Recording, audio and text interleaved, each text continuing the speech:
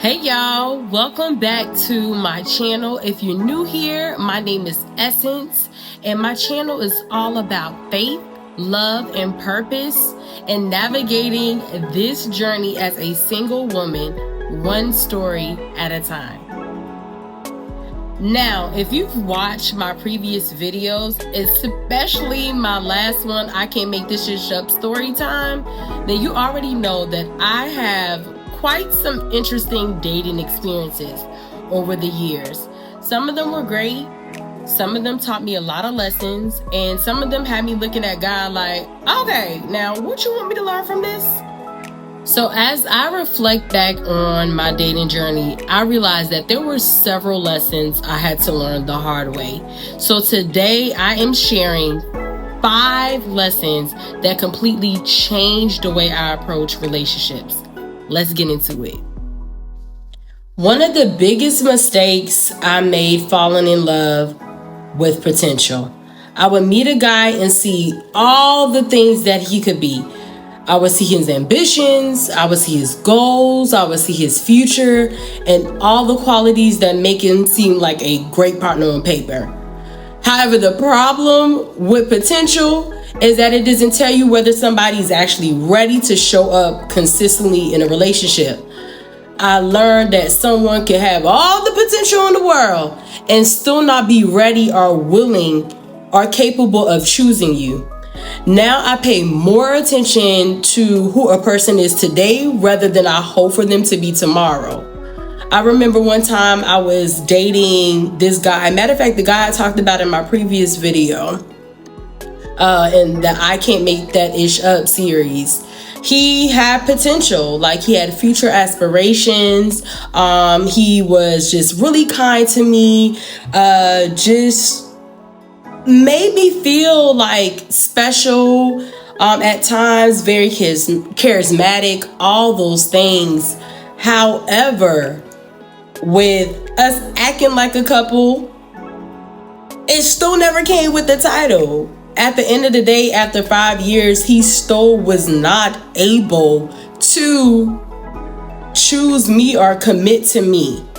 And so that's why it's very, very important to know that potential is cool, but potential is not reality. Now, another lesson I had to learn was that chemistry and compatibility are not the same thing. For a long time, I thought a connection strong enough, then anything else, then it would eventually work out. Y'all, I had a situation where I was dating this guy and we talked for hours every single day. I mean, on the phone before work, after work, during work. We spent a lot of time together. He was at my place, I was at his place. We went out together. He met people in my world. I spent time with his family. From the outside looking in, it probably looked like we were building something serious. And honestly, that's what I thought too. The chemistry was there, the connection was there, the comfort was there, the attachment was definitely there, physically, mentally, and emotionally. But over time, I learned that just because two people enjoy each other's company doesn't mean that they're compatible. And y'all, we wanted some of the same things in life. However, we were just not on the same page when it came to how we review what a true relationship should look like, commitment, and what we were actually working towards. And that's when I realized that chemistry can make you feel connected, but compatibility determines whether we can actually grow together. Because you can talk for hours, you can laugh together, you can enjoy being around each other, you can genuinely care about one another, and still, that does not mean that you are right for each other. And to be quite honest, that was a hard lesson for me because I was looking at it like everything, like we had in common and all this time we spent together.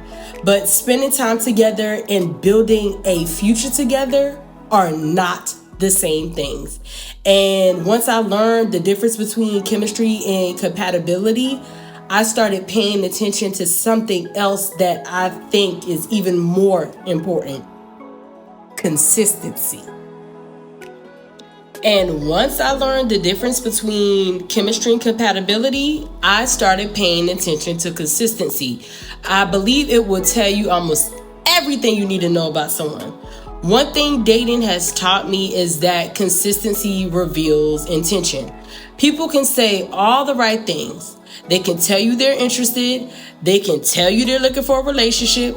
They can tell you they want something serious, but eventually their actions will tell you the truth. And honestly, I've learned this through a lot of dating apps. One of the quickest ways I learned to filter out people is paying attention to consistency. Now, when I say consistency, I'm not talking about like somebody texting me back within 30 seconds.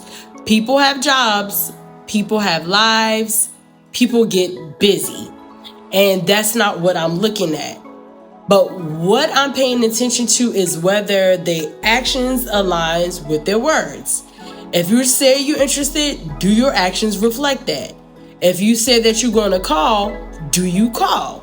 If you say that you like to see me again, do you actually make plans to do so? If you say that you're intentional about dating, does your behavior matches your intention?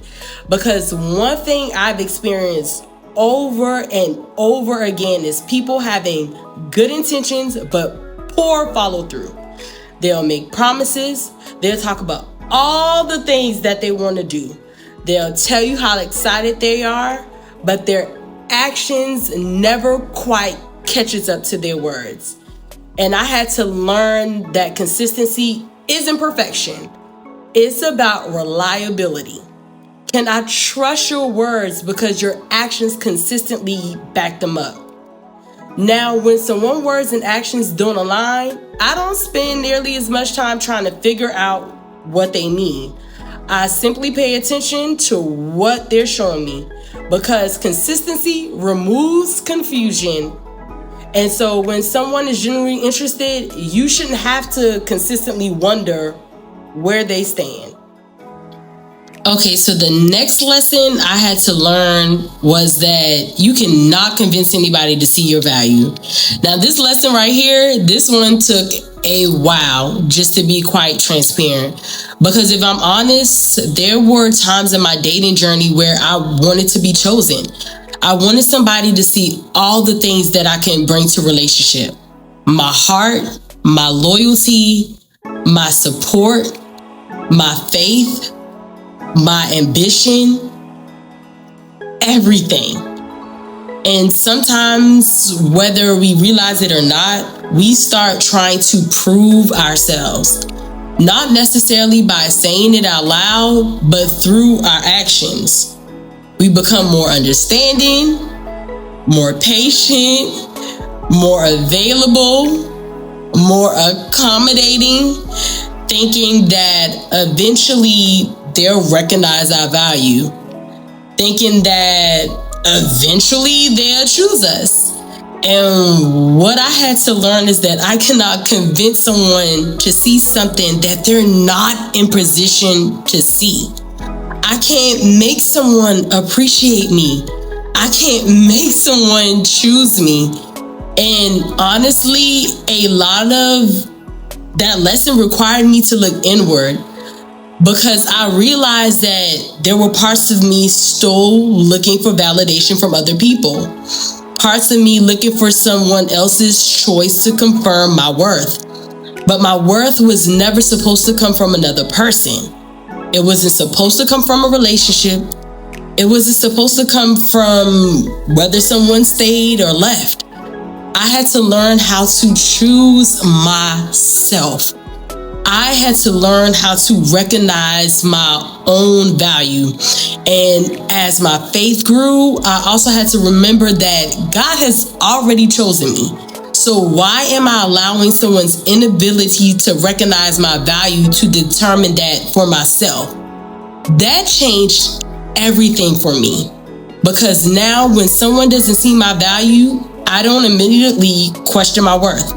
I simply recognize that they may not be the person God intended for me. And that's okay.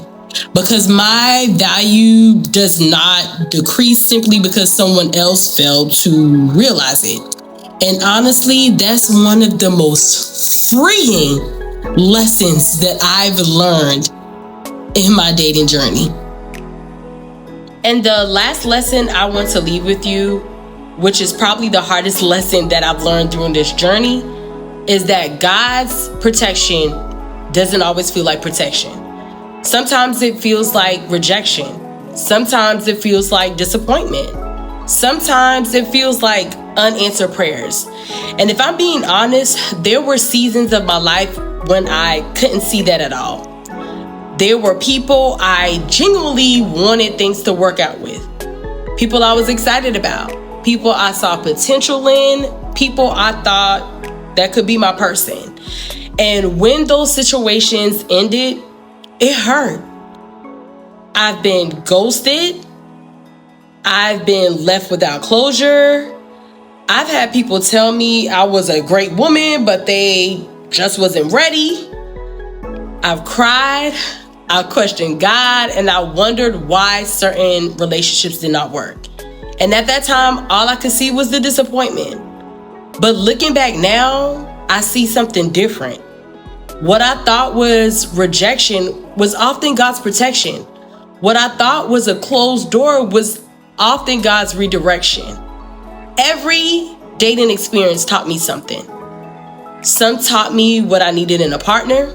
Some taught me what I should never settle for. Some revealed areas where I still need healing. And all of them helped shape me into the woman I am today. One thing I learned is that just because something doesn't work doesn't mean that it was wasted. Sometimes it's just a lesson. Sometimes it's preparation. Sometimes it's protection. And sometimes it's God lovingly redirecting us towards something better that we couldn't even see for ourselves. I don't know exactly what my future love story holds, but I know that because God is in my life, that He knows that there's something better in store for me. And I'm glad that He protected me from going through those doors that I would have walked through on my own. So as you can see, dating hasn't always been easy, but every experience has taught me something valuable. And while I definitely wish I could have learned some of these lessons in an easier way, I am grateful for the growth that came with it. Now, I would love to hear from you. What's a dating lesson that you've learned the hard way? Drop it in the comments below. And if you enjoyed this video, please don't forget to like, comment, subscribe, and I'll see you next time in the next video. Toodles!